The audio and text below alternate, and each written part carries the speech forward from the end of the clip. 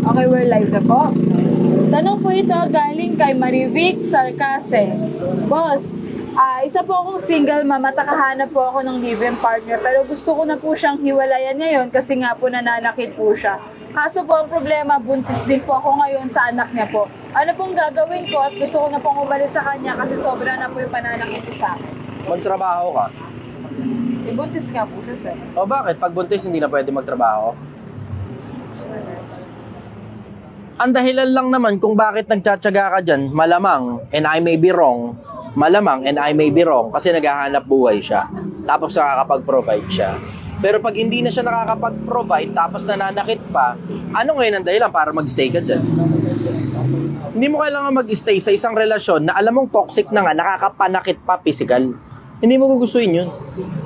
Kasi tingnan mo, the least that can happen is regular kang masaktan. The worst that can happen, mapatay ka niyang tao na yan. Subukan mong ipabarangay, testing lang. Tapos pakulong mo. Testing lang. Kasi ano yan eh, Women and Children's Help Desk yan eh, diba? Eh buntis ka na nga, nananakit pa. Subukan mo muna, testing mo lang. Ito suggestion ko sa'yo. This may be a hard pill, mabigat-bigat ito. Pero mapapakinabangan mo ng husto to. Kailangan mong iparamdam sa kanya kung ano yung nangyayari sa'yo. Sumbong ka sa barangay o punta ka sa police station. Ikukulong yan. Tapos pag kinulong siya, bubugbugin yan sa loob ng kulungan. Tapos iurong mo yung kaso. Until ulitin niya ulit. Pag inulit niya, diretso mo na, tuluyan mo na. Pag inulit niya, tuluyan mo na.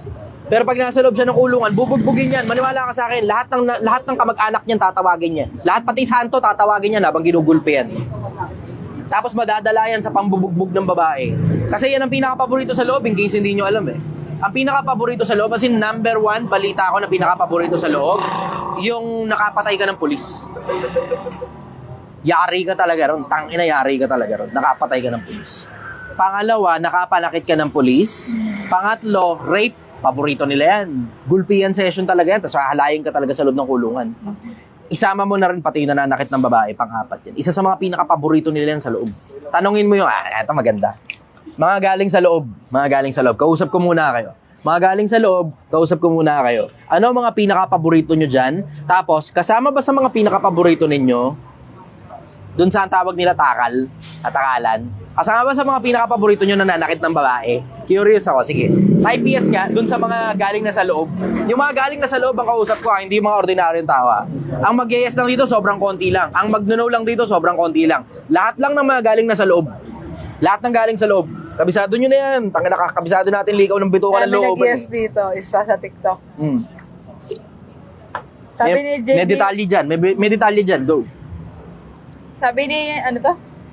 JB Moleda, mga nang mamolestya ng bata po, isa rin po. Yan. Isa sa mga paborito yan. Basta rape in general, lalo na sa mga bata. Lalo sa mga bata. Ano pa sabi? Sige. Sabi ni Kim Poras, nakulong ka na ba, sir? Hindi pa, pero marami na ako nailabas ng kulungan. May mga tao ako nakulong. Oo, may mga tao ako nakulong. Nailabas ko rin naman sila eh. Siyempre, makakabalita ka na galing sa mga nasa loob. Ayan, sabi ni Orimisak Neveraj, true, tama naman lahat po ng sinabi ninyo. Donnie Adube, yes.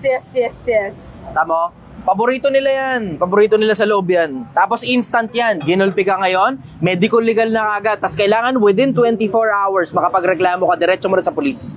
Kukunin ka agad yan. Pasok agad ng ulungan yan, tapos gulpihan session na agad yan. Yeah. Tapos, syempre, after 24 hours, pakakawalan nila yan. Diba? Tapos sa'yo na nakadepende kung itutuloy mo pa ba yung kaso o hindi. Welcome ka na iurong yung kaso. Pero nabigyan na siya ng leksyon. Kasi alam mo, kaya malakas ang loob niya kasi hindi ka makapalag, babae ka eh. Tapos buntis ka pa. Hindi ka makapalag eh. Pero pag yung mga nasa loob, putang ina mo, puro halangang bitukan ng mga yun. Maniwala ka, puro halangang bitukan ng mga yun. Abisado ko ligaw ng bitukan dyan sa loob eh. Naalala mo yung huling bumastos sa isang sekretary kung pinasok namin sa loob ng kulungan? Putang ina. Iyon ang suggestion ko sa'yo. Palalabasin mo rin naman eh. Pero kailangan niyang maramdaman yung sakit na nararamdaman mo physically. Kasi ang mga lalaki, may mga ibang lalaki hindi nila naiintindihan yung pinagagawa nila eh. Hanggang sa kanila gawin yun. Saka lang nila maintindihan. Yun ang suggestion ko sa'yo. Pero alam mo, ultimately, ang suggestion ko sa'yo, hiwalayan mo na lang, tapos magtrabaho ka. Oo, magiging mahirap yun. Nakakapagod, nakakasuya. Pero kaysa naman makisama ka sa siraulong taong nananakit. Diba? Animal instinct ang gumagana dyan eh. Pagkahayop lang ang gumagana dyan eh. Yung mga ganyang klase ng mga lalaki, nabalitaan ko yung mga yan. Yan din yung mga klase ng lalaking hindi biro ang mga gawain sa personal na buhay. Yung mga iba dyan, addict pa eh. Sige, next question. Tanong po ito galing kay Ja Perez. Bakit ang mga presyo binibigyan ng pagkain pero ang mga homeless wala? Binibigyan din ng mga pagkain ng mga homeless. Huwag kayong victim mentality. Victim mindset yan sinasabi ninyo eh. Yung mga nasa loob kasi ng kulungan, wala namang pagkakataon yun para gumawa ng sarili nilang pera eh. 'Di ba? Maliban na lang, nasa malalaking kulungan sila, merong mga hanap buhay doon. Pero yung mga maliliit na kulungan lang, wala naman talagang option doon eh. Kundi talagang bibigyan talaga sila ng pagkain doon. Pero mas gusto mo bang nasa loob ng kulungan kaysa homeless ka? Kasi ako, diretso, mas gusto ko homeless na lang ako kaysa nasa loob ako ng kulungan. Homeless ako, makakagawa ako ng pera. Makakapunta ako sa kahit saan ko gusto para gumawa ng pera. Kaysa yung wala ka talagang ibang option kundi tanggapin yung kung anumang bulok na pinapakain sa'yo ng gobyerno. Yan ang sagot ko ron. Next question. Alam mo, victim mentality, napakapangit ng ganyang mentality. Napakapangit ng ganyang mentality. Tanong po ito galing kay Joffel Bautista. Idol, tanong ko lang po, matutukoy mo po ba ang sa Biblia kung sino ka sa mundong ito? Sarili po ang tinutukoy ko dito. Sino ako sa Biblia? Hindi, sinulat yung Biblia, wala pa naman ako nun eh. Hindi ako kasali dun. Baka siguro, kasama ako sa mga ano. Meron. Meron nga daw po sa Biblia. Meron. Nalalaman ko na ang Diyos ay hindi nagtatangi ng tao. Ngunit sa bawat bansa, siya na may takot sa kanya at gumagawa ng kanyang kalooban ay kalugod-lugod sa kanya. Siguro, ganun. Nagpipilit ako sumunod sa Diyos, nagbabakasakali ako sa kabilang buhay. Ayun, meron nakasulat na ganun sa Biblia. Yung kahit saang bansa ka daw, ganun, basta natatakot ka sa Diyos, sumusunod ka sa kalooban niya, katanggap-tanggap ka sa kanya. Baka yun. Siguro. Siyempre, hindi ko naman alam. Ayaw mo dun. Wala, mag-ano lang ako. Kukuha lang ako ng kahit na anong talata, diyan kakapit ko sa sarili ko. Hindi ko naman gustong gawin yun eh. Kasi hindi naman ako parte niyang Biblia eh. Yung Biblia na yun, nasulat na yan, tapos na sulatin yan, 2,000 taon na nakakaraan. Hindi ako kasali dyan. Buhay ka na nun sa Hindi ako kasali dyan. Hindi ako kasali dyan. Wala, siguro, lubhang karamihan. Gano'n. Kasi marami kang mababasa sa Biblia eh, lubhang karamihan. Yun, next question. Ayan, tanong po ito ni Reggie Panugan. Idol, tanong ko lang, bakit maraming kabataan ngayon ang nabubuntis na maaga? Kasi maraming kabataan ngayon nakikipagkantutan ng maaga. Yung iba, gabi. Multiple factors eh. Multiple factors. Hindi mo masasabing isang factor lang yan. Pero isa sa mga pinakamalalaking factor dyan, magulang. Yung hindi pagtuturo ng magulang, siyang nagtuturo sa mga kabataan na mag-testing-testing. Isa sa mga pinakamalalaking factor dyan yung magulang. Siyempre, hindi mo naman maisisi lahat sa magulang, diba? Kasi there's also bad company, diba? Mali nang sinamahan yung bata, diba? At marami pang iba't ibang factors pa. Yan ang sagot ko. Next question. Tanong naman po ito galing kay Mark. Boss, anong gagawin ko kapag sinasaktan ako ng stepbrother ko at mga kapatid ko na minamaliit din po ako? Dapat maging malaki ka. Minamaliit ka eh. Hindi, I mean that seriously. Seriously, dapat maging malaki ka. And I don't mean that physically. I mean that metaphorically. Pag mataas na tao ang tingin sa'yo, hindi ka sasaktan ng kahit sino. Hindi ka pagtsatsagaan na parang bubulihin ka lang, gano'n, for no apparent reason. Hindi ka pagtsatsagaan. Tignan mo, katulad sa akin, di ba? Hindi naman ako mataas na tao, hindi ko naman sinasabing gano'n. Di ba? Pero nakikita ninyo naman kung ano epekto ko ngayon sa ibang mga influencers. Nakikita ninyo kung ano influensya ng brand na binuo ko sa ibang mga influencers. Yung ibang mga scammer na influencer, ngayon natatakot na maglabas ng pang-i-scam nila eh. At hindi lang naman dahil sa akin yun. Marami pang katulad ko. Sila Nico David, sila Makagago, at marami pang iba pa. Natatakot na ngayon yung mga scammer na magsipaglabas ng scam nila sa social media eh. Sila nila Dahil, nakakatakot nga naman eh. Ano na yan eh, treacherous grounds ang social media ngayon. In case hindi nyo napapansin, napakabihira na nakakapanatili sa social media ang hindi na-expose. Napakabihira ng mga nakakapanatili sa social media na hindi na-expose kung hindi nyo napapansin. Ngayon, magyabang-yabang ka dyan sa social media. Tignan mo, bukas makalawa yan. Tignan mo, may lilitaw tungkol sa'yo. Treacherous grounds sa social media. Even better kung kaya mo yung ganong klase ng sistema sa tunay na buhay. Malaking tao ka sa tunay na buhay. Mag-focus kasi kayo sa resulta. Alam mo, Pilipinas, ito isa sa mga pinakamalalaking maisasuggest ko sa inyo, maya-advise ko na rin sa inyo at the same time. Napakabihira ako magbigay ng advices. Pero isa sa mga pinakamalalaking advice na maibibigay ko sa iyo, bilang ordinaryong tao, mag-focus ka sa resulta. Focus ka sa resulta. Make the long game. Yung dulo ang importante, hindi yung simula. Oo, simula importante yan. Yung gitna importante rin yan, pero sa lahat-lahat ng pinaka-importante, sa lahat ng bagay, ang pinaka-importante yung wakas. Mag-focus ka rin sa wakas, hindi ka mamamali pagka nakafocus ka sa wakas, kaysa sa simula. Simulan mo na lang, tapos banatan mo, tapos gumawa ka ng maraming resulta. Pag resultado ka, kasama na rin dun pati yung respeto ng mga tao. Yun ang sagot ko rin. Next question. Ito, tanong naman po ito galing kay Alessandro. Ano masasabi niyo sa mga taong umaangat at yumayaman kahit walang tinapos pero basta makaahon lang? Ako, kasama naman ako ron. Hindi naman ako nakatapos ng kolehiyo eh. 'Di ba? Nakaangat naman ako sa buhay. And when I say nakaangat, hindi ang ibig ko sabihin ay umaangat yung paa ko sa lupa. Hindi ganun. Pero ibig ko sabihin, hindi na katulad dati na isang kahigisan to ka. 'Di ba? Hindi na katulad dati na bobo ako, walang tiwala sa akin ng mga tao. Hindi katulad dati, tangan-tanga ako, ang dami kong pagkakamali sa pera, ang dami kong pagkakamali sa pag-ibig, ang dami kong pagkakamali sa kung saan-saan. 'Di ba? Umaangat ako eh. Umaangat. Hindi naman ako nakatapos ng pinag-aralan, 'di ba? Pero ngayon nakakatapos na ako ng maraming iba't ibang takbuhin at mga projects at kung ano-ano pa. Resulta. Ngayon nga kaliwat kanan na rin pati mga pati mga anong tawag dito? Interviews. Pati mga recognition sa akin ng mga tao eh. Kaliwat kanan na mga recognition sa akin ng mga tao. Dami na nga eh. Too much. Yung iba, di ko na nga mapuntahan eh kasi nandito ako eh. Nahihiya na nga ako ron sa iba eh. Gusto ko i-recognize na ganito, recognize na ganyan. Hindi ko mapuntahan dahil nandito ako eh. Papapunta na lang ako proxy eh. Yun.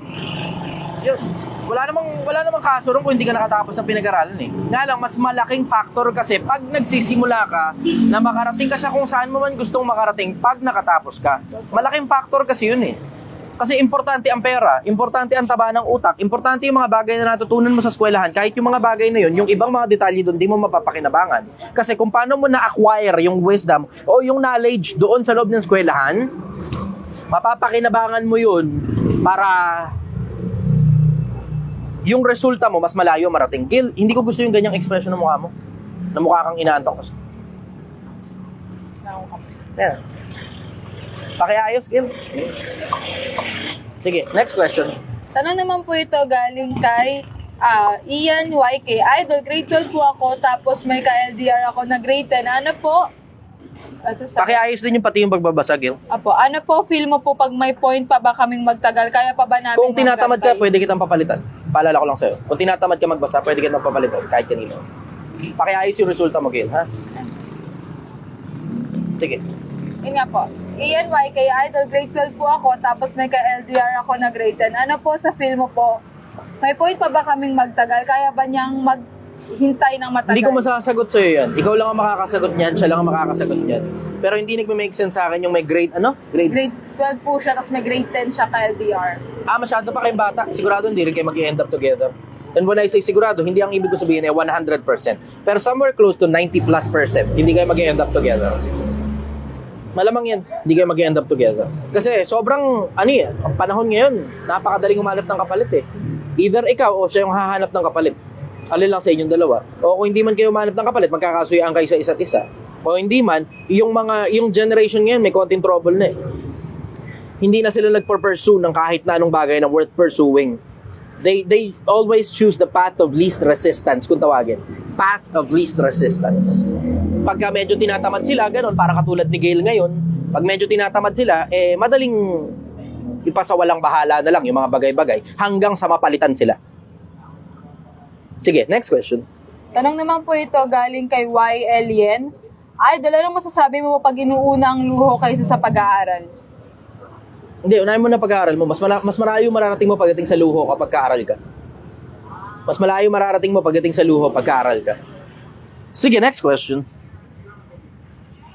Ano daw pong masasabi mo kay Garawi at sa issue ni Nico David at Makagago ngayon? Nag-public apology na si Nico David. Pero medyo lumalaki yung sunog nung kay Nico David. Kasi una, itinago niya, ang dami, multiple factors eh. So isa ron sa mga factors, binabanatan niyang paulit-ulit si ano. Alam mo, yun talaga tama, 48 laws of power. Ang nakasulat sa 48 laws of power,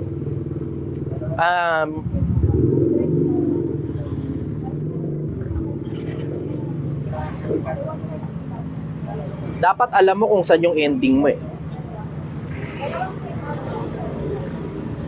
Ano yung ano na yun? Ano yung law na yun, Gail? Naalala mo yun? Yung never go beyond your target. Parang ganun. Never go beyond your target. Kung ano yung target mo, hanggang dun lang. Oo, bawal ka mag-ano. Hindi ka pwede mag-overshoot. Mag-overshoot.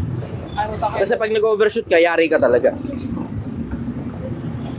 Yung konsepto, nagkadimandahan in the past. Nanalo ang Nico David. Tapos for the past 5 years, yun na inireklamo ni Makagago eh. Binabanata ni Nico David, si Makagago, ng iba't ibang mga bagay. Tapos ngayon, nag-retaliate ang Makagago. Hindi naman kasi, hindi yun dahil doon sa binabanatan siya ng 5 taon eh. Hindi yun dahil doon eh. Pero merong triggering factor. Ang naging triggering factor noon, nung nilaglag ni Ato, si Nico David, na tumanggap daw ng pera galing sa politiko. Ewan ko, katanga naman nito ni Ato. Bakit binanatan pa bakit dinamay pa yung pangalan ni Nico David doon? Hindi ko rin gets yun.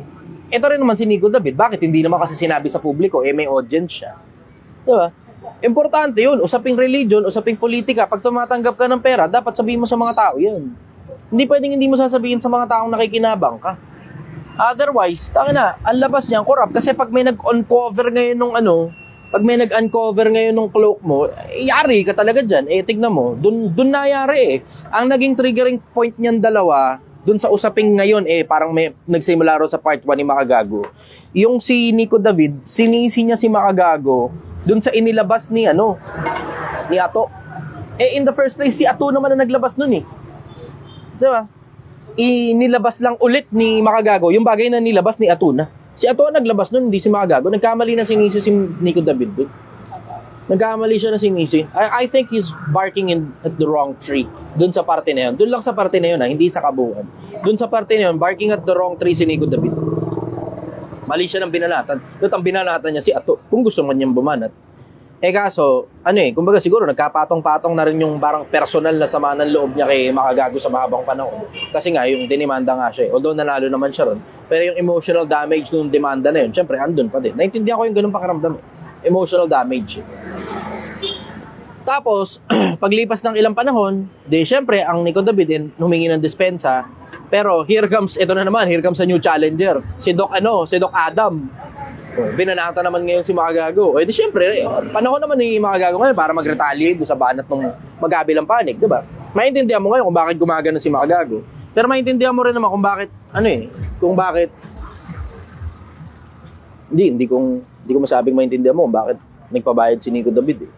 Pero ang sabi ni Nico David kasi, parang protection yung dahilan kung bakit siya pumayag na magpabayad. Yun yung sinabi niya mismo dun sa niya eh. Because of protection. Kasi parang legal protection. Kasi parang hindi na siya mademanda ulit katulad nung unang nangyari sa kanya. Kasi masalimuot talaga yung pinagdaanan. Diba? Masalimuot yung pinagdaanan eh. Pero overall, mas maigi na mag-keep ka na lang ng mga kaibigang abogado kaysa sumama ka sa isang political party at tumanggap ka ng pera tas di mo sinabi sa audience. Parang katulad sa akin, di ba? Ang tabil ng bunganga ako, may nagbabantay sa akin, hindi nyo lang alam. Si Attorney Ace Horado, binapanood niyan yung mga live ko. Nagtsatsaga sa akin yan. Si Attorney Ace. Tapos kapag sablay ka rito, Chester, sablay ka dyan, Chester, sablay ka rito, Chester. May mga ganun sa akin si Attorney Ace. Maraming salamat, Attorney Ace. Na-appreciate kita palagi. Shoutout kita. Maraming salamat sa regular na pagbabantay mo sa akin para hindi ako mademanda. Pero mademanda man ako, may pambala naman tayo malupit-lupit. Marami tayong pambala. Yun nga lang, hindi ko kailangan tumanggap galing sa politiko. Hindi ko rin kailangan tumanggap galing sa sugal. Diba? Wala, maingat lang talaga ako eh. Kasi natikman ko na yung perang galing sa masama eh. Nakaka-addict eh. Ang hirap eh. Ang hirap tanggihan eh. Diba? So, akin, once and for all, wala na lang talaga akong tatanggaping pera. Ganun na lang. Maghahanap buhay ako ng patas. Walang inaagrabyadong tao. Hopefully. Grabe naman to. Anong sigmura ako? Ang asim. At the same time, magsasalita pa rin ako ng totoo. Tapos doon na lang ako, stick na lang ako sa tried and true. Kasi wala pa rin talagang tatalo ron eh. Just stick to the tried and true. Magsabi ka na lang ng totoo tungkol sa lahat ng bagay. Kahit mali ka, sabihin mo mali ka. Hindi naman kabawasan sa pagkatao mo, sabihin mo mali ka eh. Diba? Hindi kabawasan sa pagkatao mo, sabihin mo mali ka. So akin, overall, tungkol dun sa labanan ng dalawa, ayan yung nakikita ko. Nagkamali talaga si Nico David dun sa multiple factors na tumanggap siya ng pera galing sa politiko, hindi niya sinabi. Kasi kung sinabi niya lang sana, wala, hands clean na siya ron. Mas maigi ikaw na lang talaga maglabas ng sariling bako mo eh. Tignan mo ang makagago. Tungkol doon sa nagpo-promote siya ng sugal, malinis ang kamay. Bakit malinis ang kamay? Sinabi niya sa mga tao eh. Hindi bumaho impression sa kanya ng mga tao at nagpo-promote siya sugal. Tungkol sa nagpo-promote sa politika, alam din ng mga tao, po-promote sa politika. Yun. Yun nga lang, syempre, may repercussion yun. Pero siya na lang din ang nun. Siya na lang pagdating ng paghuhukom, 'di ba? Siya na lang din ang kakargo ng repercussion nun kasi nagpo-promote nga siya ng sugal na mayroong tendency na baka, alam mo yun, makalubog sa kapwa-tao niya. Pero sa people's impression, mabango talaga si Makagago ngayon eh. Mabango talaga siya ngayon eh. Kasi isa rin yung konsepto na alam mo ito, isa sa mga bagay na nagustuhan ko tungkol kay Makagago. Nagbago na yung format niya. Ang laki ng ipinagbago ng format niya. Yung konseptong format niya ngayon, hindi na tungkol 100% dahil lang sa pera. Hindi na dahil lang sa clout, dahil sa pera. Na-switch niya na dun sa konseptong kailangan na siya ng lipunan. Hindi lang dahil sa entertainment purpose. Hindi lang dun. Kasi dati kasi entertainment purpose lang eh. Suntukan, ganito, bla bla, action-actionan. Ganun eh. Ngayon, hindi na entertainment purpose lang eh. Meron na talagang purpose. And it's about exposing people na may diferensya. Hindi, ay ibig sabihin, may diferensya yung mismong ginagawa nila sa social media na humihilot silang ng impression ng mga tao sa hindi tamang paraan. Ganon yung konsepto. So ngayon, overall, nakikita ko, isa sa mga asset na ng lipunan ngayon si Makagago. Ako, personal, nakikinig ako sa kanya. Sabagay, alam nyo naman nakikinig ako sa kanya. Sabi mo, bakit ka nakikinig sa nagpo-promote ng sugal? Sensible eh. Yung pagpo-promote ng sugal, hindi talaga ako sumasang-ayon. Pero, nagme-make sense yung tao eh. Yun nga lang pagpo-promote ng sugal. Pero yun, pagsisisihan niya na lang yun pagdating sa dulo. Ganon din naman ako eh. Lahat ng mga kasalanan ko, pagsisisihan ko na lang din pagdating sa dulo. Lahat ng mga pagsusulit dun sa pinakadulon-dulo, kung kailan nakakatuloy na tayo ng Diyos, doon na lang lalabas lahat yan. Lahat ng baho. Overall, wala. Mas okay sa akin mas okay sa akin ilabas mo na lang lahat ng sarili mong baho. Tanggapin ng tao o hindi. At least ikaw yung naglabas, hindi ka in-expose ng kahit sino. Tungkol kay Garawi, yun isa sa mga bagay na na-appreciate ko kay Garawi. Kaya nga Garawi ang topic ko ngayon pagdating sa mga influencer. Follow nyo si Garawi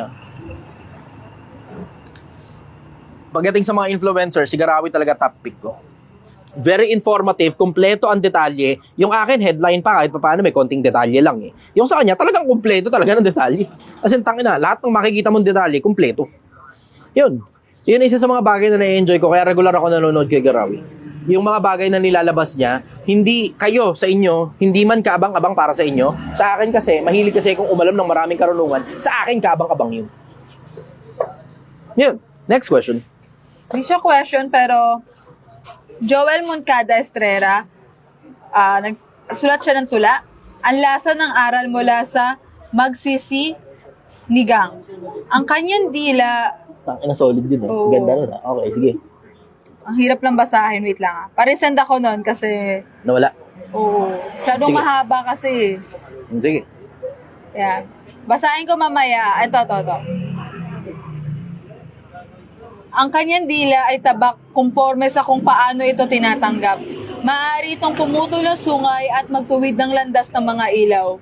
Pumupuksa ng mga kabalbalan ng mga ganid sa mundo o makasarili o maging sandata ng karunungan at katwiran, hindi na itinataas ang sarili sa kamangmangan, bagkus ay niyayakap ang mangmang upang itaas. Itinuturo ang landas Ang patungo ganda. sa lihim na pinto na walang sinuman. Sa kahanayan, sa kahanay niya ang nagbubukas para sa amin. Kahanay. Hindi siya isang propeta o alagad ng Panginoon. Malinaw ito sa kanya. Wika pa niya, isa lamang akong ordinaryong taong bayan. Ngunit para sa nawisikan niya ng langis. Nawala. Pakiresenda lang po ulit. Sorry po. Sobrang haba po kasi talaga ng ano. Pakiresenda lang po. Babasahin ko.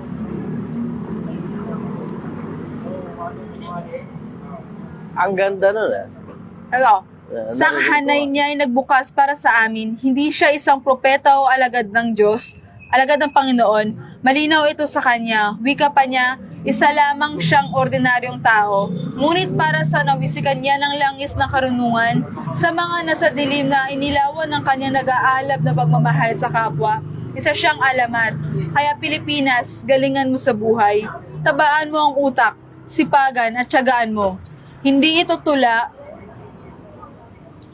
ng mga tula. Ito ay tula ng paghanga at pagmamahal sa tendero ng sinigang na baka. Salamat. Hindi naman ako importante ng tao para pagtsagaan ng kahit na sino. Maraming salamat. Appreciate ko. Sige, go. Next question. Ayan. Salamat sa ginawa mo, Joel Moncada Estrera. Ayan. Lagi nga talaga siyang nag-send ng question dito. Naririnig ko nga siya lagi. Kaanay na siya ni Nabs GL at saka niya. Napalan? Si Jesse Opongan Jesse Jr. Ogongan Jr. At saka si Raymond Amigos Marag. Meron pa isa, si Hanso Amino Patin. Anzo Amino Patinho. Sige, go. Ayan. Tanong naman po ito ni Jay Salazar. Boss, ano po yung bagay na enjoy mo ngayon pero ayaw mo dati? Yung manatiling as much as possible doon lang sa tama. Kasi hindi ko in-expect na ma-enjoy ko yung mga bagay na tama. Dati kasi nag-enjoy ako sa mga bagay na mali. Masarap kasi talaga yung lasa ng mali. Masarap talaga yung lasa ng mali. Alam niyo naman yan, di ba? Masarap ang bawal. Whether it be pagkain or anything else in between. Diba? Pero ngayon nag-i-enjoy na ako sa mga bagay na tama. Tapos hindi ko ine-expect na yung path na ayaw daanan ng maraming tao. Yung pala yung path na pag dinaanan mo, mamahalin ka ng mga tao. Hindi ko in-expect yun. Hindi ko talaga in-expect. Wala sa hinagap ko yung ganitong level ng pagmamahal na dinodrawing ng mga tao yung mukha ko. Tapos may nagpa-billboard pa sa akin. Tapos, alam mo yun, may gumagawa ng tula. Tapos maraming pasasalamat yung natatanggap ko. Hindi ko in-expect ito kahit kailan. Pero isa sa mga bagay na na-enjoy ko ngayon na dati hindi ko na-enjoy, yung mas masarap pala sa liwanag kesa sa dilim. Kasi for the longest time, tangina personality ko madilim talaga eh. Tapos lahat ng lumalapit sa akin noon, merong madilim na pinagdadaanan na pinaparesolba nila sa akin, willing to pay sila. Ngayon, pinamimigay ko na lang ng libre. Yung resolution sa mga problema, libre lang. Libre. Mag-enjoy ka. Resolbahin natin yung problema mo. Sige. Hindi mo alam kung paano gagawin, sabi mo sa akin yung problema mo. Pag alis mo rito, resolbado yan. Kikilusan mo na lang. Meron ka na roadmap. Kung tawagin. Roadmap. Pero dati, lahat ng lumalapit sa akin may madilim na problema. Tapos pinaparesolba nila yung problema sa iba't ibang paraan. Kaya sabi ko sa inyo, masamang tao ako. Wala naman sigurong wala naman yatang katulad ko sa social media na kasi dilim ko kung magsalita. Nag-e-enjoy ako ngayon sa liwanag. Hindi ko in-expect na masarap pala rito. Hindi ko in-expect. Kasi for the longest time, nasa isip ko, boring maging tama. Boring maging totoo. Boring yan. Ang thrill, ang adrenaline, nandun sa mali. Tapos, yung konsepto ng mali, dapat hindi ka nahuhuli. Ganon yun. Kasi pag nahuli ka, tanga ka, bobo ka. Tapos, the end na ng laro. Kasi ganon ko nakikita yung dati. Lahat ng gagawin ko, laro ito. Lahat ng laro na gagawin ko, dapat hindi ako mataya. Kasi pag nataya ka, game over. Pero pag hindi ka natataya, habang hindi ka natataya, tuloy-tuloy ang ligaya. Ganon na nasa isip ko na.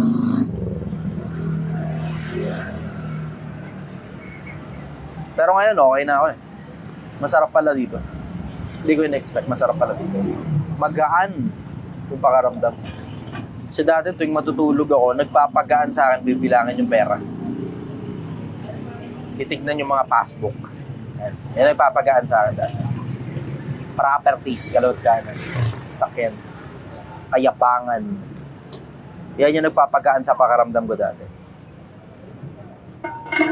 Ngayon, yung nagpapagaan sa akin, yung sarili kong kaluluwa, ang gaan. Ang gaan ng pakaramdam ko. Hindi na mabigat. Dati hindi mo ako makikita umiiyak. Yung mga tao umiiyak. Yun ang makikita mo. Hindi mo makikita mo apat ang luha ko.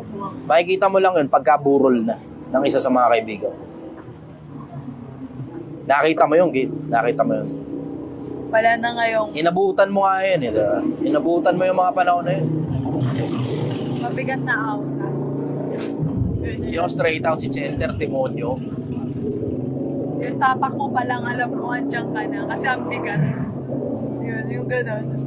Yung presensya ko, ramdam kahit malayo pa. Layo pa lang. Ramdam ng mga taong parating na si Chester, nandyan na yung Demonyo. Patunay ako dyan, totoo yan. Totoo yan. Ganon yung pakaramdam ng mga tao kapag nasa paligid ako. Ang bigat talaga ng paligid pag nasa paligid ako. And I would want to keep it that way. Inaalagaan ko yung mga demonyong nakapaligid sa akin. Alagang-alaga yung mga demonyo na yun. Malayo pa ako, ramdam na ng mga tao, parating ako. Paano nakakapagpalayas ng mga demonyong mga taong ito? Nagpapalayas siya ng mga demonyo sa pamamagitan ni Beelzebub na hari ng mga demonyo. Bago yan ah. Sige, next question. I'm giving too much details. Pag-uusapan tayo maya. Jensen Dan, tanong niya po, bro, nabalitaan mo na ba yung zombie virus sa Siberia? Oh. I don't think mananatiling yan. Kasi ang Siberia kasi malamig na bansa eh. Duda akong tatawid dito sa atin yan. Duda Wala. akong tatawid sa atin yan.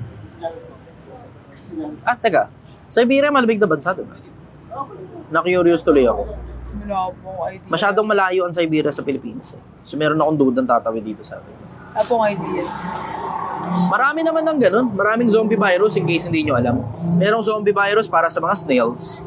Na yung mga snails, ang ginagawa nun, either Salagos snails. Yung mga snail, pagkakaroon zombie virus, nakuha nila galing sa tayo ng ibon, kinain nila yung tayo ng ibon. Pagkain na tayo ng ibon, may zombie virus dun. Tapos, mga snails, masisira ulo, kinain nila yun eh. Aakit sa ulo nila yun ngayon. So, ang gagawin ng mga snails, aakit sila sa sa ibabaw ng mga puno o ng bato, ng kung ano man, para makain sila ng ibon. Anyari sa'yo? Para makain sila ng ibon. O, tapos, pagka nakain sila ng ibon, ulit yung pareha sa cycle. Itatay ngayon yung zombie virus. Tapos kakainin na naman ulit na snails. Ganun yung konsepto. Meron zombie virus. Meron talaga. Pero hindi pa tumatawid sa mga tao yan. Hindi lang ako sigurado kung nasa Siberia pa tumatawid sa mga tao. Next question. Tanong po ito galing kay James Christian Torres Sanizil. Hi Bilis, po, brother. tanong ko lang po. Bakit marami pa rin naniniwala sa ideolohiya ni Karl Marx? Kasi maganda talaga on paper. Para kunyari ako nagpa-picture sa'yo.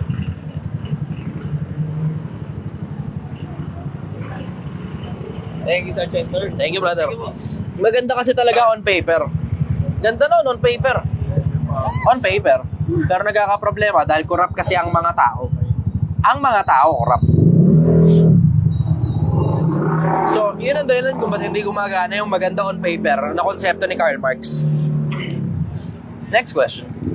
Tanong naman po ito ni Archie Pabela Alila. Marxism. Okay. Hindi nyo kilala si Karl Marx, no? Ayan, no? Sige. Assignment nyo ngayon, Google nyo kung sino si Karl Marx. Google nyo si Karl Marx. Tingnan mo nga kung ano comment nila tungkol kay Karl Marx. Meron dyan lalabas, C. May lalabas dyan, C. Sino si Karl Marx? Yan, ang hirap sa mga hindi nagbabasa. Diyan mo sa TikTok, meron yan. May lalabas dyan. Author of Marxism. Ano na ni Michael, member daw ng Menudo.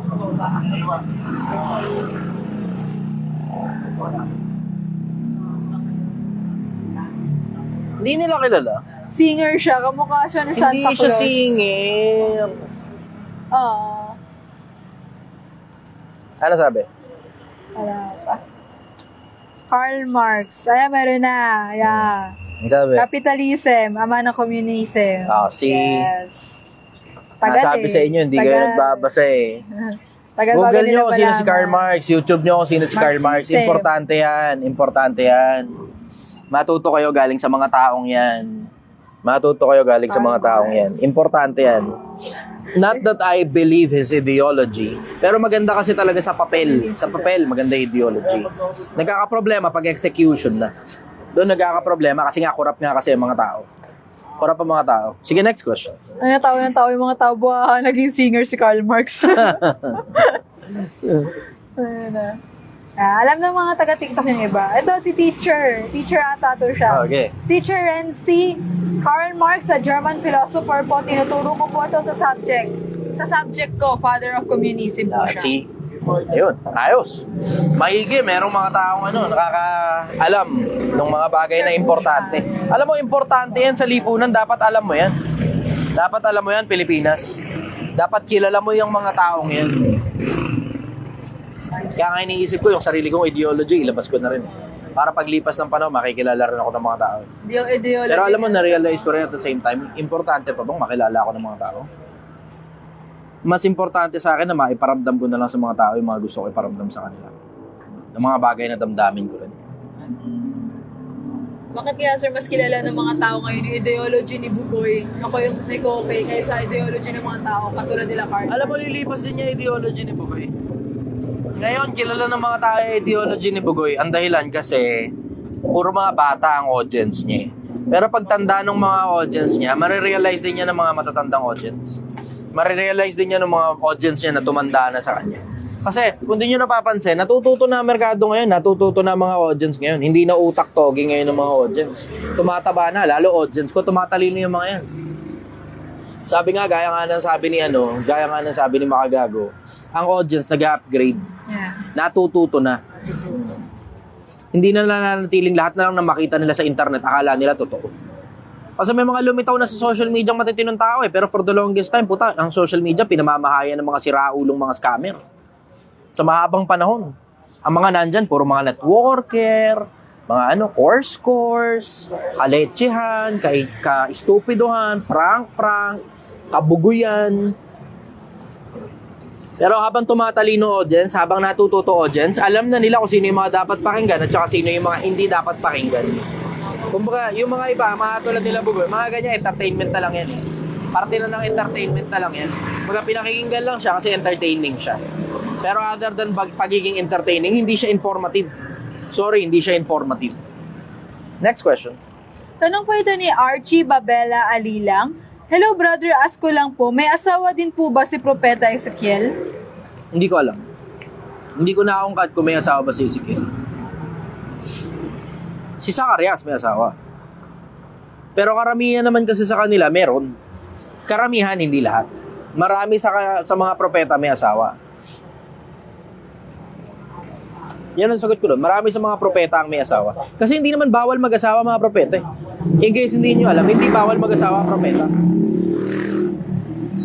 Pero ang bilin, 17 ng Deuteronomio, huwag kang mag-aasawa na marami.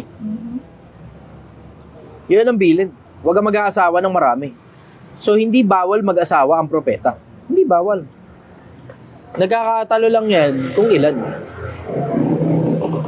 Nagkakatalo rin yan kung ano ginagawa nila sa personal na buhay nila.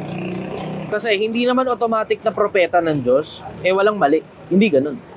Yung aral, yung walang mali. Pero sila, as human beings, nagkakamali rin sila. Including sa asawa. Tignan mo si Solomon, nagkamali. Propeta rin naman si Solomon. Hari, pero propeta rin at the same time. Mangangaral.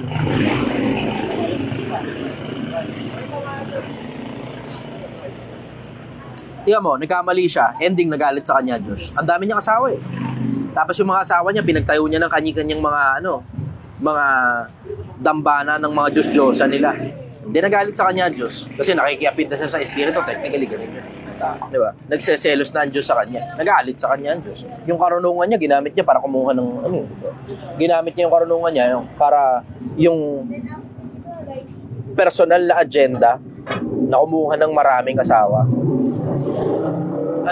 Both both personal at saka political yung agenda na yun eh.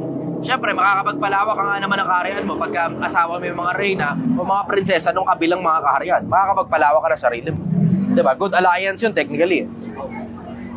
Ngayon nga lang, nalagay sa trouble yung sarili niya. Pero ba talagang utos, matibay na utos bago ibigay ng Diyos kay Solomon yung karunungan na yun? Anong ibig mo sabihin matibay na utos? I mean, kunwari, bago niya ibigay yung karunungan na yun, meron ba taga siyang inutos kay Solomon kung saan niya gagamitin yung karunungan na yun? Ando naman na kompleto. Humatol ka na mabuting paghatol, wag kang tatanggap ng suhol. Kompleto naman sa mga propeta eh. Hindi na kailangan ilatag pa yung kay Solomon kasi kompleto sa mga propeta yun. Tapos yung ibinigay na karunungan, alam naman ng Diyos gagamitin ni Solomon yun para lalo pang makakuha ng mas marami pang karunungan tungkol din sa Diyos. Alam ng Diyos yun. Palagay mo ba? Di alam ng Diyos yun.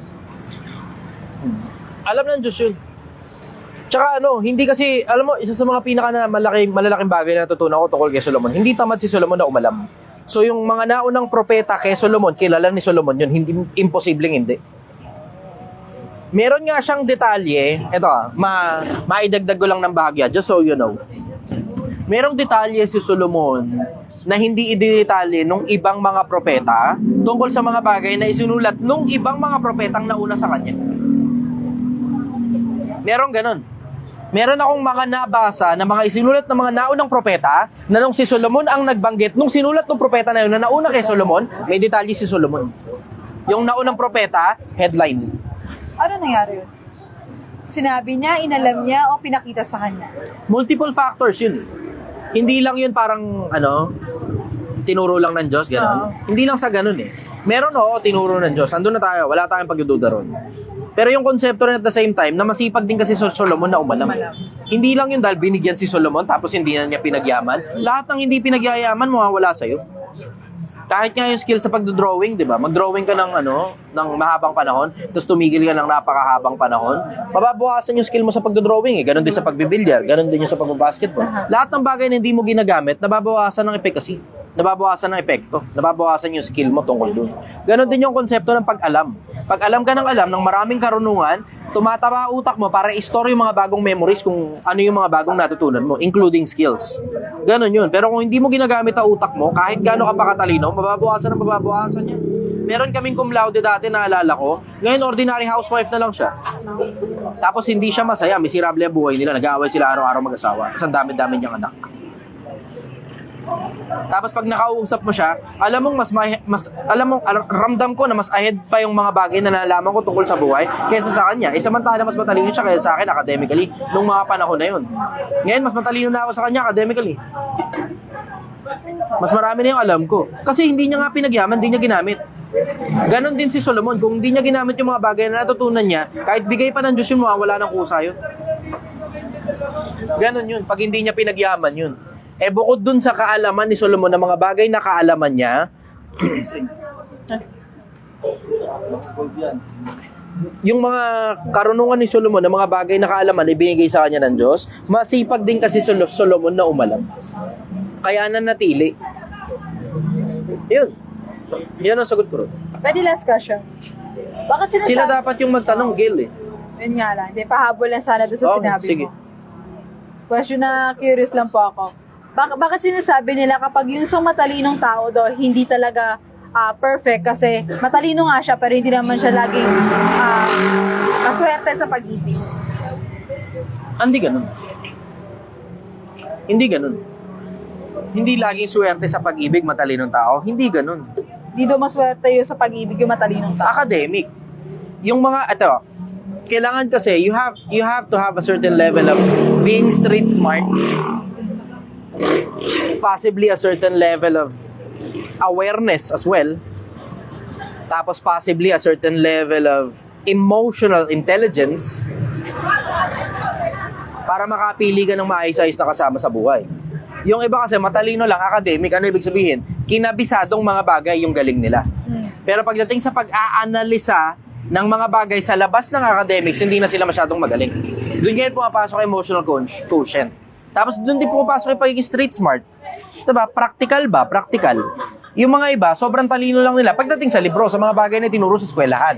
Pero paglabas sila sa tunay na mundo, wala pala silang malay sa tunay na mundo. Nasa tunay na mundo kasi pag lumabas ka ron, nandun kasi yung konsepto ng pagjojowa eh. Nandun yun eh. Hindi yun sa academics eh. Gets. Ganon siya. So, yun yung dahilan. Siguro, yun na isa sa mga dahilan kung bakit. Kasi, pansin ko rin yan eh. Yung mga matatalino namin noon sa eskwelahan, may mga ibang matatalino na nakakuha ng mga maayos na kasama sa buhay. May mga ibang matatalino naman, hindi maayos yung mga kasama nila sa buhay. So, hindi automatic na kapag matalino ka sa eskwelahan, maayos ka agad yung kasama mo sa buhay. Hindi nga rin automatic na pag matalino ka sa eskwelahan, mayaman ka agad. Hindi automatic yun. Kasi meron ako mga kasama noon, kaklase noon, matatalino sa eskwelahan. Ngayon yung buhay nila, ordinary, masaya naman sila. Pero ordinary, hindi yung ini-expect mo na dahil sobrang talino, sobrang yaman din. Hindi ganun. Yan ang sagot ko ron. Next question. Ayan. Tanong naman po ito galing kay Henriel and Di Ocampo. Bakit po tayo napapagod sa isang bagay gaya ng paglilingkod? Pag ano? Paglilingkod. Pag hindi ka masaya sa ginagawa mo. Tignan mo, yun lang naman na nakakapagod eh. Yung bata, paglaruin mo ng ML maghapon, tapos paborito niya laro yung ML. Ako, paglaruin mo ako ng ML maghapon, kaya ko eh. Oo. Tapos ihi-ihi lang, tapos sasaglit ka lang ng mga isang oras para tumingin-tingin sa labas. Kasi either natutuyo na yung utak mo, o sumasakit na yung ulo mo kay ML. Ginawa ko yun ng pandemya. ML lang maghapon. Pagka gusto mo yung ginagawa mo, hindi ka mapapagod. Matutulog ka lang, pagising mo, excited ka na naman. Ganun yung konsepto. Parang katulad nito, itong pagda-live, nag-enjoy ako rito ha. Kung hindi nga lang talaga nagagasgas yung lalamunan ko, kung hindi nga lang talaga kayo yung masusuya sa akin, kaya ko to kahit 24 hours pa straight. Kaya, 24 hours straight. Kasi, di ba, nung mga bagong panahon na nagla-live tayo, puta, 5, 6 na oras eh, di ba? 5 oras, no, para mag-live ka, tapos, ano yun, yung Facebook, nasuya na sa mababa na viewers. Di ginawa ko, nasa TikTok na lang ako, kasi TikTok, tumataas may ang viewers eh, di ba? Tapos hanggang dumating sa puntong bumababa na rin yung viewers kasi nasuya na rin yung viewers. Kasi putang ina, 5 oras na sila nakatutok. Ay, nako. Sige, next question. Tanong naman po ito, ma'am, tanong ko lang po, sino po ba dapat ang masunod, babae o lalaki? Hindi siya sa gender. Nandun siya, dun sa kung sino yung tama. Yun yung dapat masunod. Hindi yun sa gender. Tangan hindi nagme-make sense yung kung gender yung dahilan kung para sundin. Diba? Siguro authority in general, sino ba dapat ang magdidesisyon? Dapat lalaki, logical thinking. Kaso, in relation dun sa napagkasundoan nung dalawa, hindi dahil natripan lang ng lalaki. Hindi ganun. Yun ang sagot ko. Next question. Tanong naman po ito ni Cum Laude. Boss, ano yung naging turning point mo from mali to tamang ginagawa?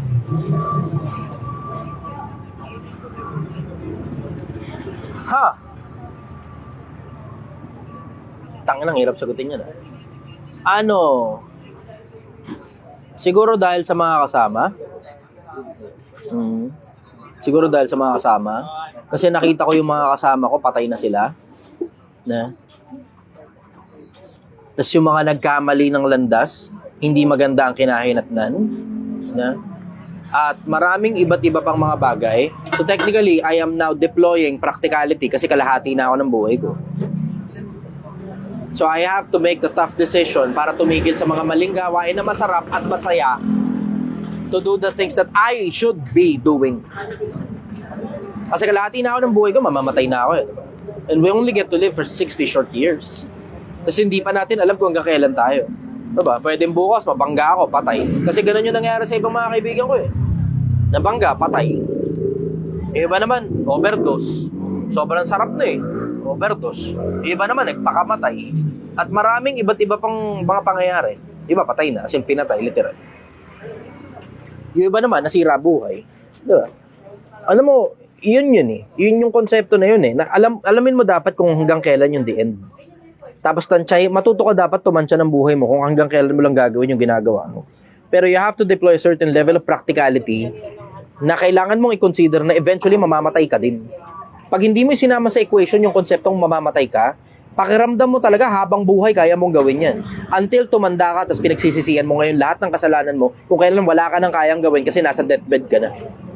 Ako, habang may kaya pa akong gawin, habang buhay pa ako, habang malakas pa ako, alalahanin mo rin naman ang Panginoon mong mailalang sa iyo sa karawan ng iyong mga kabataan bago dumating ang mga masasamang araw.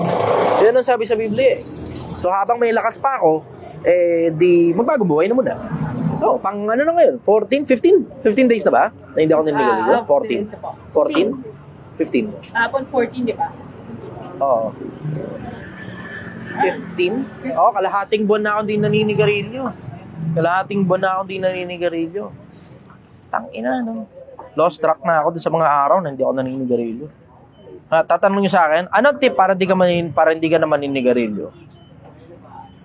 Ako kasi merong bigat sa akin eh. Kasi influencer ako eh. Diba? Mabigat sa akin yung mabigat sa akin yung hindi lang yung impression ng mga tao, kundi yung yung nag-i-impluwensya kasi ako sa mga kapwa ko tao, sana papunta sa tama. So ngayon, ang hirap kasi na gumagawa ka ng mali tapos i-impluwensya mo tao papunta sa tama. Paano yun? Ang hirap. 'Di ba? Tas yung mali pa na ginagawa ko, addiction ko, pag-yosi. Addiction ko yun eh. Ngayon, kalahating buwan na ako din naninigarilyo. Paminsan-minsan na nahihirapan kapag may dumadaan na usok ng yosi sa ilong ko. Pero in most cases, paglampas nung pang 10 araw na hindi ka naninigarilyo, mawawala rin yung ganong pakaramdam.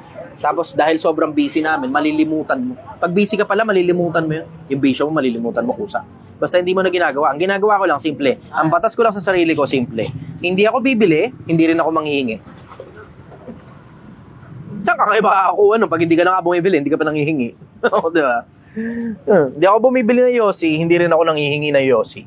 Ganun lang. Yun lang simpleng batas ko sa sarili ko. Kasi pag kinumplikado mo pa na, dahan-dahan, dala-dalawang stick kada araw. May mga pagkakataon, puta, mapapakwento ka, tas 2 box ka na naman ngayon eh. 2 kaha ka na naman ng yosi eh. Diba? Pag napakwento, putang na, pag ako pa naman napapakwento, ang dami ko Kaya tinatago ko tinatago ko na yung box eh. Sige lang yung nagko-control sa akin. Kasi pag napapasarap ang kwentuhan, putang na, literal, sunod-sunod talaga. Hindi pa ubos yung isa, yun na rin pinagsisindi ko. Yun lang. Ang batas ko lang sa sarili kong bago, yun lang, wala na iba. Hindi ako bibili, hindi rin ako manghihingi. Siyempre, ibang usapan yung may nagbigay, pero walang nagbibigay. Buti na lang, walang nagbibigay. Pero pag kahit may magbigay, ngayon, nandito na ako sa puntong kaya ko ng tanggihan. Nandito na ako, okay na. Natanggal ko na yung mataas na level ng nikotina sa katawang ko. Tanggal ko na. Ako din wala na rin. Si Vape. Si Gil din pala, wala na rin Vape. Takina. Yee, congrats. Yehey. Paano ba? Sinasabayan ko na lang siya. Wala na, hindi ako bumibili, hindi rin ako nanghihingi. Wala rin naman nagbigay sa akin sa loob ng 15 araw. So hindi ko nasira ang pangako ko. Tapos ngayon, nandito na ako sa puntong kahit may magbigay pa sa akin, tatanggi na ako. Kaya ko nang tumanggi. Sarap sa pakaramdam. Ilang viewers na doon? 379, tapos 542 sa Facebook. Nagkabaliktad naman sila ngayon. Dati mataas lagi yung sa TikTok. Sa Facebook lagi mababa. Sige, next question. Sa bagay, mga gantong bagay kasi usaping matatanda ito, hindi ito usaping mga bata eh. Di tsaka alas 10 pa lang kasi. Yeah. Mga bata na sa ML pa. Sige, go. Next question. Ayan. Tanong ni Francie, bahay at lupa minamana sa magulang, mabait na asawa galing sa Diyos. Paano kung pera lang habol sa'yo ng babae? Hindi galing sa Diyos yun. Hindi galing sa Diyos yun. Alamin mo, syempre. Matuto kang tumansya, matuto kang tumimbang. Pag alam mo ng pera ang habol sa'yo, hindi galing sa Diyos yan. Yan ang sagot ko ron. Tanong naman po ni Zai, 19, sa inyong paniniwala, tao po ba si Kristo o Diyos? Depende kung anong libro babasahin mo. Pagka Quran ang babasahin mo, tao siya, propeta. Babalik siya sa huling araw kasi buhay siya. Hindi naman kasi si Kristo yung namatay doon in case hindi nyo alam. Sa Quran, kapag binasa mo ang Quran, hindi si Kristo ang namatay doon sa krus. Ito, bihira nakakaalam nito eh. Di ba nga mga Muslim, hindi nila alam to eh. Hindi si Kristo ang namatay doon sa krus. So, ang namatay sa krus, ang pangalan, Yahuda. So, technically, siya si Judas Iscariote doon sa Biblia. Yun ang ipinako, akala nila si Kristo yung naipako. Si Judas Iscariote yung naipako. Hindi siya. Kung paano nangyari yun, hindi ko alam. Pero nasa Biblia naman, si Kristo, uno-uno ng Juan, nang pasimula, siya ang verbo. At ang verbo ay sumasa Diyos. At ang verbo ay Diyos. Ano daw yung verbo? Diyos. Bala na kayo. Sa 14, at nagkatawang tao ang verbo, at nanahan sa gitna natin. Bahala na kayo kung paano nyo ngayon babanatan yun. Ayoko na interpretation. Bahala na kayo. Basta ako, ano yung nakasulat? Yun yung nakasulat. Chinek ko sa Hebrew yan, at sa Greek yan, tama yan. Uno-uno. Nang pasimula siya ang verbo, at ang verbo ay sumasa Diyos, at ang verbo ay Diyos. Yun ang nakasulat. Hindi ko babalikin yun. Yan nakasulat eh. Pero, nakasulat din naman sa Biblia, 8, Kapitulo 8 ng Juan. Bakit ninyo kung pinagsisikapang patayin na taong sa inyo yung nagsasaysay na katotohanan? Ito hindi ginawa ng inyong amang si Abraham. Nakasulat din yun, oo. Parehas na nakasulat yun. Bahala na kayo kung anong interpretation nyo dun. Labas ako sa interpretation, kayo nang bahala dyan. Next question.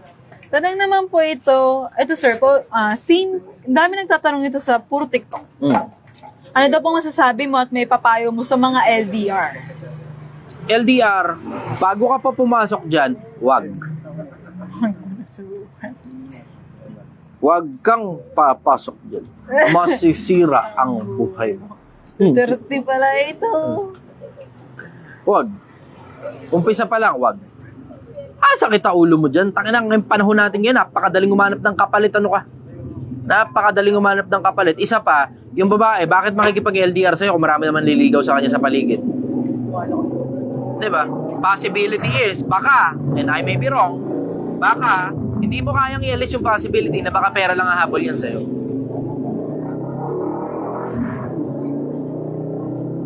Ngayon, tatanong mo yan, nasa LDR na kami. Ito ngayon, relationship namin, katulad OFW.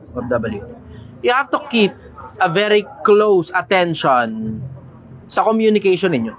Ang sikreto, over communication. Yan ang sikreto. Over communication. Bakit? Kasi pag hindi mo in-over communicate, ano mangyayari? Ang pag-ibig, humuhupa. Pag-ibig panlaman, humuhupa yan. Pag hindi mo na nakikita tao, nagsasawa ka rin. Hindi ka man nagsasawa, nawawala na lang talaga yung pakiramdam ng kusa pag hindi mo na nakikita yung tao ng matagal na panahon. Kasi natuto ka ng magtiis. Diba? Natitiis mo na siya eh. Ay, pagka natitiis mo na tao, magiging problema na talaga yun. Tapos, bigla ngayong may darating. Someone will come along. Tapos siya kayo kakanta. Sana dalawa ang puso ko. So ngayon, ano ngayon ang mangyayari? Ang mangyayari, wala. Ingat kayo, dahan-dahan sa biyahe. Ang mangyayari ngayon, wala ka na ngayong nararamdaman masyado. Kasi hindi na kayo nakikita eh. Ang meron na lang doon, commitment na lang. Yun na lang meron. Ang meron na lang, commitment. Tapos, ngayong bago, dahil ito regular mo nakikita, dito ka ngayon nagkakaroon ng pakiramdam. Pero ang nandito ngayon, obligasyon na lang. Ano yung obligasyon? Napagkasunduan ninyo na kayo. Doon sa taong nasa malayo. Pero yung nagpupuno ng emotional need, nandito. Sa tabi. Tangina, normal yan sa mga OFW. Normal yan sa mga OFW.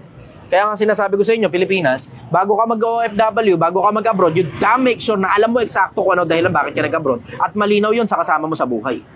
Tapos dapat makuha mo talaga yun. Kung pera talaga ang dahilan kung bakit ka nag-abroad, dapat makakuha ka talaga ng maraming pera pag uwi mo dito sa Pilipinas.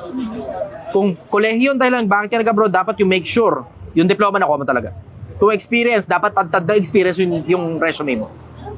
Kahit ano pa yan, dapat bago ka pa umalis ng bansa, malinaw at sigurado ka sa bagay na ginagawa mo. At malinaw at sigurado din siya na mananatili siya rito at tapat siya sa'yo. Bakit? Nasa panahon na tayo ngayon, daling humanap ng kapalit. Napakadaling humanap ng kapalit. It's just one type away. Sobrang instant. You don't even have to put hot water. Swipe left, swipe right. Swipe left, swipe right. Yeah. Wala akong ganun. Wala akong ganun. May kasintahan ako eh. Wala akong ganun. Meron lang akong Facebook. Instagram nga, wala eh. Wala akong Instagram. TikTok, meron ako. Yung TikTok naman, para lang mag-upload ng mga video at saka manood din ng live ko. Sarili ko live. Yun. Pero, wala akong ibang masyadong social media platform. Yung WhatsApp naman, pang ano lang, pang negosyo lang. Wala ka ring ex eh. Wala rin ako, Twitter eh. Wala eh. Wala akong masyadong maraming social media platforms. Dalawa nga lang ang major ko eh. Wala ring ano. Yung YouTube, pang-upload lang yun eh. Halos di na nga ako masyado nagko-consume ng mga video sa YouTube eh. Kasi halos lahat naman nasa TikTok na. Next question. Ayan. Tanong naman po ito galing kay... Wait, hanap tayo dito sa tanong. Ayan, Nigel. Idol, kapag sinumpa ba ang isang tao na galing sa galit magkakatotoo po ba? Salamat po. Hindi. Kahit gaano ka pa kagalit, kahit gigil na gigil ka pa. Ang daming galit na galit sa akin. Kung nagkatotoo yan, sana matagal na ako patay. Totoo yan. Ano ba ang daming nagdedetret sa akin ng mga nakaraan? Papaputol daw yung ganito, putol yung ganyan, putol ganito, putol ganyan. Bala kayo kung ano pa gusto nyo putulin. Basta ako pinutol ko lang yung communication ko sa kanila. Yun lang yung kailangan kong putulin sa kanila. Gano'n ka simple. Kung totoo yan, sana matagal na akong patay. Hindi totoo yan. Galit-galit, sumpa-sumpa, hindi totoo yan. Next question. Tanong naman po ito galing kay Jesse Obongen Jr. Yun.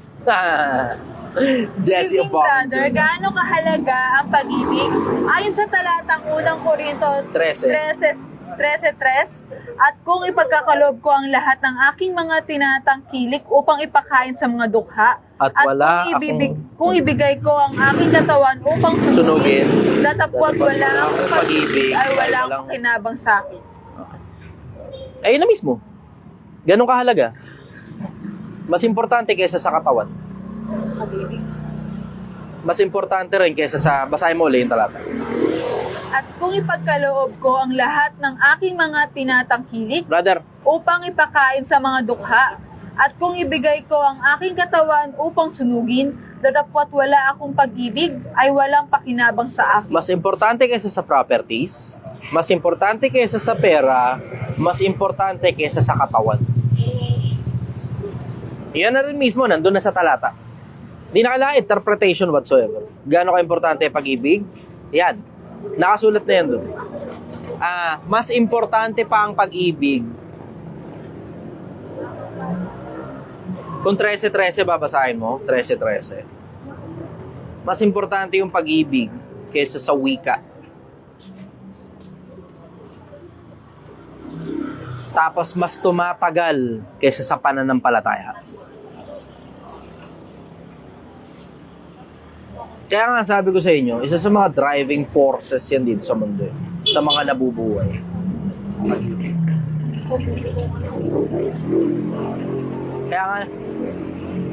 Kaya nga nagtsatsaga ako rito gabi-gabi sa pag-ibig ko sa inyo. Pero syempre, gaya rin naman ng nasusulat, sa pag-ibig ko ay mga kaaway ko sila. May mga tao, mahal mo na, pero kaaway pa ang tingin nila sa'yo. Without considering na ang dahilan kung bakit ka nagsasalita ng mga bagay na sinasalita mo dahil sa pag-ibig sa kanila. Di naman yan dahil sa pera. Alam niyo naman, wala naman akong kinikita rito. Social media. Meron na pala. $51 galing sa YouTube. Laki. Ano yun eh, naka-withdraw na ako ng sa YouTube, $100 something. 192 parang 10,000 pesos. It's not too much considering 2 taon na ako halos sa social media. Nakakuha na ako ng halos 10,000 pesos sa social media. Tapos ngayon may running na $51.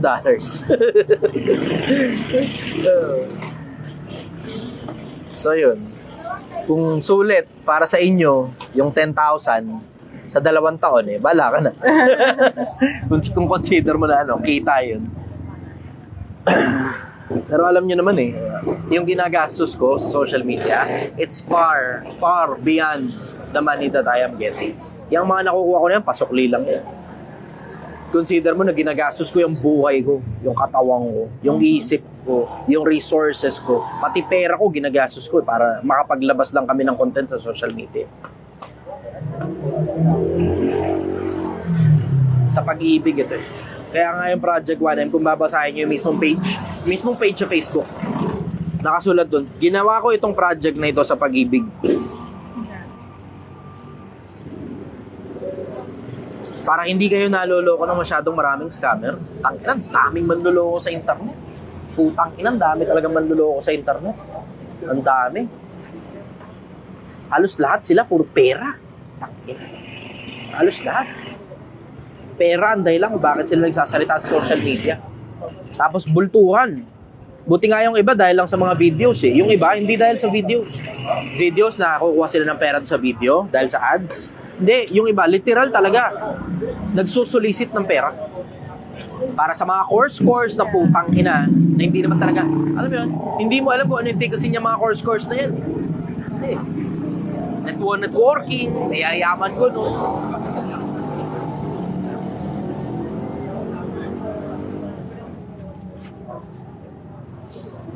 Hindi ko gets eh. Hindi ko gets kung bakit. Hindi ko maintindihan yung konsepto na yun. Na kailangan mo mag-imbento ng putang ina. Tapos palalabasin mo parang ikaw lang yung nakakaalam ng sikreto ng mundo. Tapos ibebenta mo ngayon yung sasabihin mo yayaman yung tao. As if naman hindi nakakayaman ang pagiging piloto. As if hindi nakakayaman ang pagiging abogado. Ang pagiging doktor, ang pagiging negosyante galing sa mga exclusive na business schools. Hindi ba nakakayaman yan? Para bang kayo lang ang may hawak ng konsepto ng pagyaman. Wala raw ikang yumaman na empleyado. Talaga. Wala yumaman na empleyado. Tangina. CEO nga, empleyado rin naman yung iba dyan eh. Gilbog nating sipain yun. Ina-adjust ko po talaga. Ina-adjust ko kasi tumatabi niyo siya. Vice President ang kumpanya. Diba? Manager. Pagka manager ka, lalo na BPO ka pa, ang laki ng sweldo ng manager sa BPO eh. More or less, nasa 100,000 ang sweldo ng manager sa BPO. Manager ha, hindi team leader. Iba yun. Managerial role pataas, kung may 100,000 na yun kada buwan, sasabihin mo sa akin, hindi nakakayaman. Baka 1 taon lang yung mga yan, 1.2 million na yun eh. Kaya naman 200,000 lang ang gastusin mo sa loob na 1 taon. Kaya yun. Lalo na kung di ka naman maluho. Diba? Isipin mo yung konsepto, sabihin ngayon na itong mga putang ina to, hindi daw nakakayaman pagiging empleyado. Gago. Kaya nyo kasi sinasabi yan kasi para sumama sa inyo tao. Pinalalabas nyo para bang nasa inyo lang yung kapangyarihan para yumaman. Pinalalabas nyo nasa inyo lang yung karunungan para yumaman. Pero ang totoo, pinababayaran yung mga bulok na sistemang mga course ninyo. Kadiri kayo. Nakakadiri kayo. Panloloko talaga ng kapwa, gawain tiba-tiba.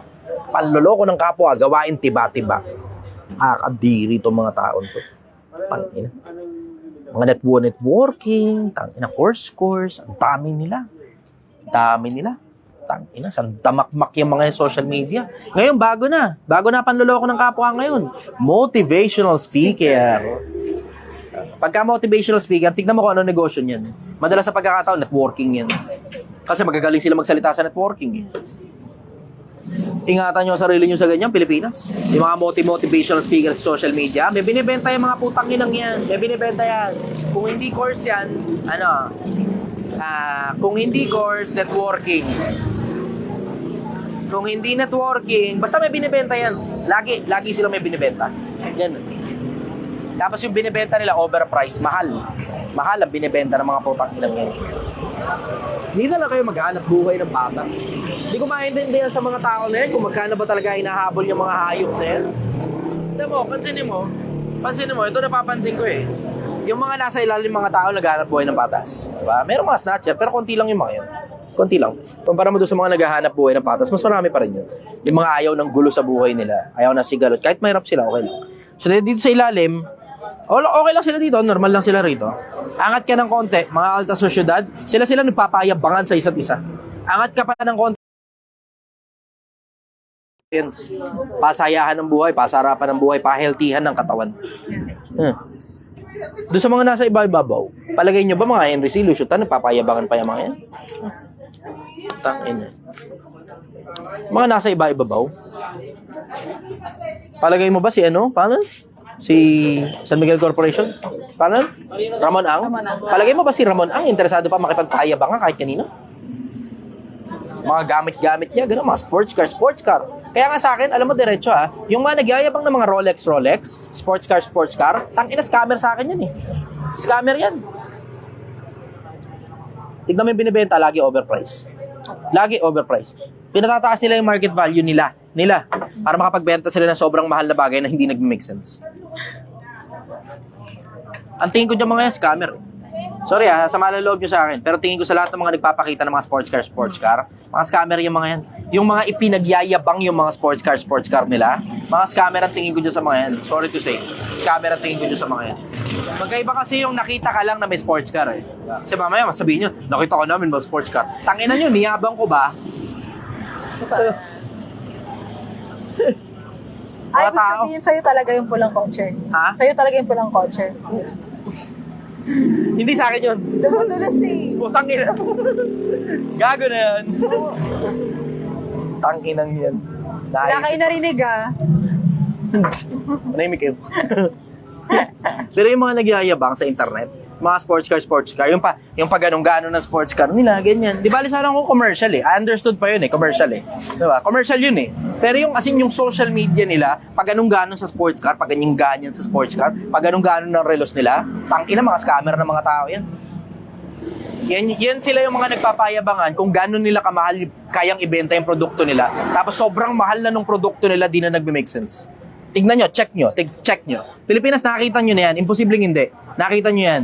Ano-ano yung mga produkto ng mga putang ina na nagpapakita ng mga sports car. Tapos, kayo na magsabi kung overpriced ba o hindi. Sir Chas, putol-putol daw po yung sinasabi mo. Ganun. Opo. Ayan, si baka daw signal. Hindi daw nila alam kanina pa. Ayusin nga muna natin. Signal. Ayusin muna natin ha. Okay. Engine live.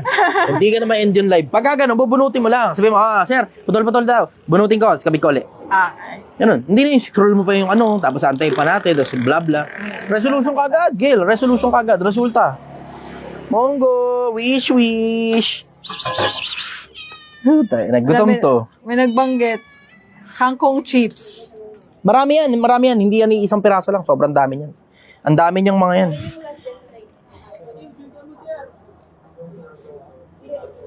Ayan. Okay na daw. Yeah, okay na. Okay. Kaya may nagbanggit lang dito, kangkong chips. Puro kangkong chips. Ano pa? Dami pa yan. Madami pa yan. Marami ako nakitang ganyan sa internet. Ang dami yan. Yung mga package pa yung iba. Package. Yung kay MJ Lopez po ba yan? Sabi dito sa TikTok. Dami yan. Napakarami yan. Hindi ako oo sa inyo, kayo nagbanggit niyan. Hindi ako oo sa inyo, hindi rin ako hindi sa inyo. Pero nakikita nyo naman yung nakikita ng mata ko. Hindi naman tayo tanga, pare-parehas eh. Di ba? Kwentahin mo lang kung magkano palagay mo. Tignan mo yung mga mga raw materials. Kwentahin mo total mo yung raw materials. Tapos tignan mo kung gaano kalaki tubo. Na alam mo ang nagpataas lang talaga doon sa presyo nun, hindi naman talaga yung hindi naman talaga yung mismong value ng mismong produktong binibenta eh. Ang nagpataas talaga doon yung marketing. Tapos yung marketing, yung mismong kung hindi man yung may-ari, yung mga alipores niya na nagyayabang sa social media ng mga sports car. May nag-comment dito, sir. Yung sinigang na baka po. Overpriced ba yung sinigang na baka? Yung totoo. Okay. Tangina, mas mahirap pang lutuin ito kaysa sa bulalo eh. Magkano bulalo? 600 plus. Tapos sa 140 pesos na overprice ka. 600 yung bulalo eh. Masahol pa to sa bulalo. Tangina, sobrang daming gulay nito. Hiwa-hiwalay ng luto eh. Ikaw magluto ng sinigang na baka, tignan natin kung kaya mo ibenta ng 140. Sige. Tanong po ito ni James Christian Torek Zenisal. Tanong ko lang po, di po ba kasalanan na ang magnasa sa hindi mo asawa? hindi ibig sabihin kasalanan din po yung paglolo dahil pinag-iisipan mo ng kalibugan yung ibang babae. Kapag ka nanonood ka porn, oo. Pero pag di ka nanonood ng porn, yung pagtingin ng may pagnanasa, yun yung nakasulat. Kasalanan din yun. Yung mismong pagtingin na may pagnanasa, yun yung nakasulat. See? You have to dig with the details. You have to dig the details. Ano detalye? Yung tumingin. May kinalamang visuals.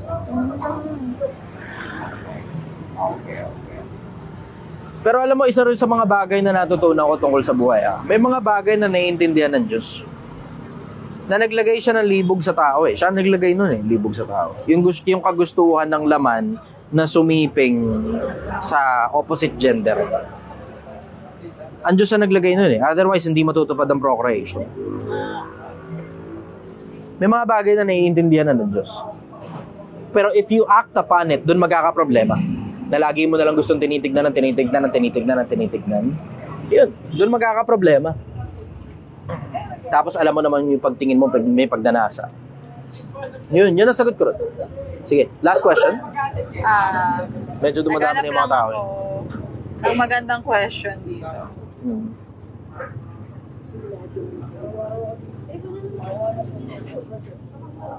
Ayan. Tanong po ni Wild Angel, anong masasabi mo sa mga networking na ginagamit ang pangalan ng Diyos? Nakakadiri kayo.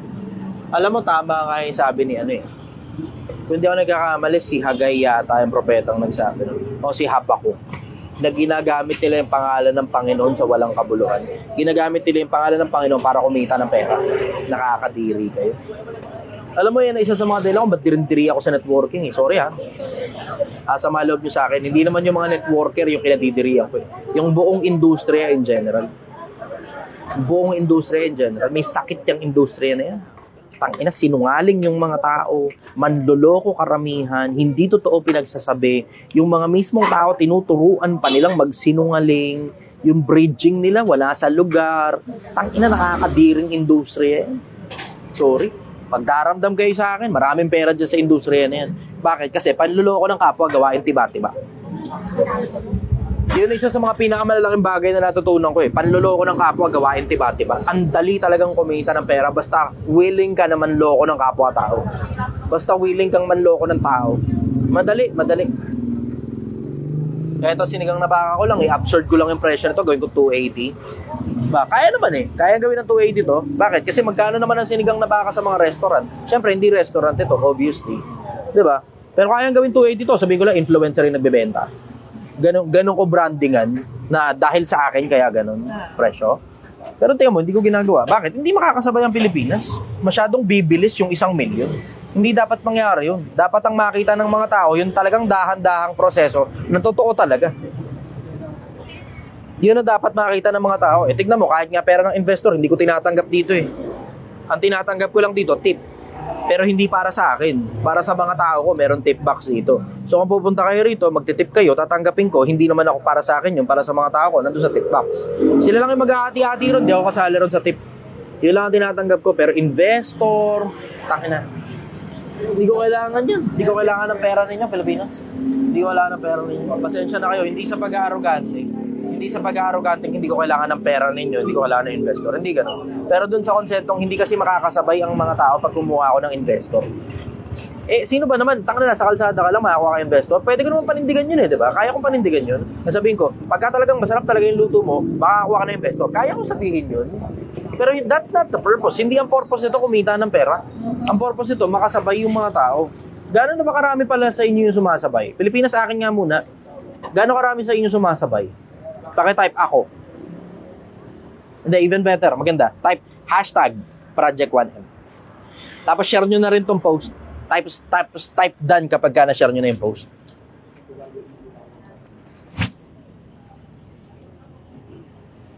Basa ka muna, Gil. TJ, ako. Ayan. Keno Gonzales Apilado, present po. Notification, hashtag project done. Ayan. Dun sa Joel mga- Moncada Estrera, hashtag Project 1M. Rocky J. All Shopee, hashtag Project 1M. Melbourne Valentin, ako, technician ako, Dan. Dun sa mga Jamak- sumasabay na, gusto ko munang marinig yung kamusta yung kwento ninyo. Magkano naipon nyo? Live naman ito eh. So dun sa live, alam mo yung hindi naman mananatiling nakatenga dyan yung ano mo, yung comment mo eh. Magkano naipon ninyo Pilipinas? Yung rough estimate lang, kahit hindi na yung buong presyo ng ipon ninyo. Pero gusto ko malaman kung gumagana na ba tong Project 1M sa mga buhay ninyo. Kasi yung mga ibang sumasabay dito, nag-message, nakikipag-usap sa akin dito, sinasabi nila eksakto kung magkano na yung pera nila. Eto sir, meron dito sa TikTok. Phantomone 1, 6K po. TJ, 2K pa lang po, pero still going pa po. Eto si Phantomone pala, 6K, grade 10 pa lang siya. Grade 10. Yes. Eto si Kuya Mike, 10K na po yung akin. Sa mga nag-aaral, hindi ko sinasuggest na iwan yung pag-aaral ninyo. Para lang gumawa ng pera, para gumawa ng 1 milyon. Hindi. Pwede nyong isabay yan. Even better, unahin nyo muna yung pag-aaral kung hindi nyo naman kailangan ng pera. Sige, tuloy. Ayan. Si Worst... Hindi ka masagasaan yung aso. Ay nako. Worst Jungler, Sabi ko, 15K "Uy, naman kain kayo." daw po. 15K, Yeah. okay? Ayan. Waiting tayo sa Facebook kasi medyo mabagal yung ano natin sa kanila. Dito po sir, Worst Jungler, siya daw po siyang farmer sa ibang bansa pero sa Pinas farmer daw siya sa ibang bansa sir. Okay. Jan Sandan, 40K na bro, nabawi ko na yung 13K ko dati. Chat. Melbourne Valentin, 70K. Ayos, 70,000. Yan. Dami sumasabay, oh. Nasa mahabang parang ka na ba daw, Lods? Oo, dito ako. Mabang parang barangay hall ang Honor Rizal. Sige, tuloy. Jerome Ricarte, sir, yung 5K baka kayanin bilang puhunan sa tapsihan? Hindi kaya. Malakas po kasi dito sa amin online order po eh. Pwede kung online, tapos bahay lang. Pero kung may pwesto kang babayaran, hindi kaya yan. Ito, Bahay sir, lang pwede. Online order pwede. Normita Mendoza Belangel, Project 1M, 13K. Ayos. David Lagespina Naldor, 200K po, OFW po ako. Good job. OFW, ingatan nyo sarili nyo ha. Pilipinas, ito. I have a very stern warning for you. Pakinggan nyo muna ako, lalo na, importante ito dun sa mga sumasabay sa Project 1M. Akin muna, sandali atensyon ninyo. Bibigyan ko kayo ng isang matinding warning. Ingatan ninyo sarili nyo dito. Ingatan ninyo sarili nyo dito. Type yes kung nakikinig ka, sa akin muna atensyon.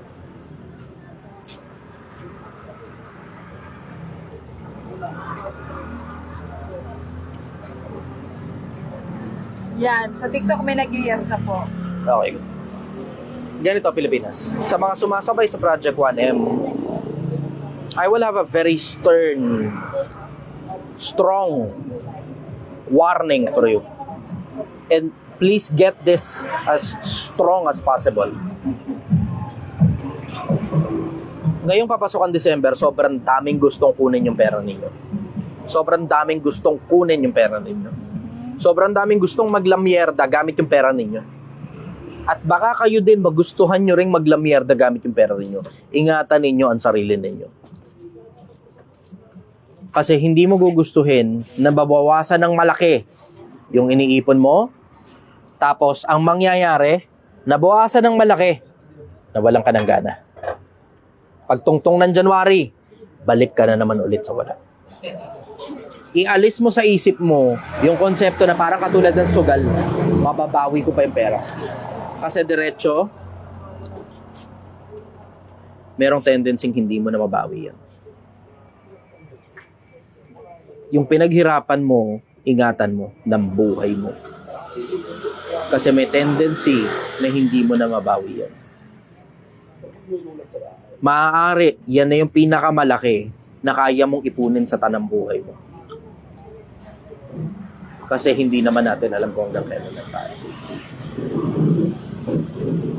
Ang hindi mo gugustuhin, yung konseptong nagpakahirap ka na ng sobrang tagal Sumabay ka sa isang putang inang influencer na ang sinabi mag-ipon daw tayo pare-parehas. Tapos pag tungtong ng December, nakinig ka sa ibang boses para gastusin mo ngayon yung pinaghirapan mo sa mahabang panahon. Tapos unti-unti, naubos. Buong December, maglaan ka na ng budget kung magkano lang ba talaga eksakto dapat yung budget mo for December. Whether it be 2,000 o 5,000 o yun na talaga yung total nun. Kung magkano man yun, hindi ka pwedeng lumampas. Lilipas ang Pasko, lilipas ang bagong taon, dapat hanggang dun ka lang talaga. Para pagtungtong mo ng January, mula January hanggang December, malaki ang porsyento na tumungtong ka ng 100,000, tumungtong ka ng 250,000, tumungtong ka ng 1,000,000. Isang buong taon, susunod na taon, sabay-sabay tayong mag-iipon. Isang buong taon, sa susunod na taon, sabay-sabay tayong mag-iipon.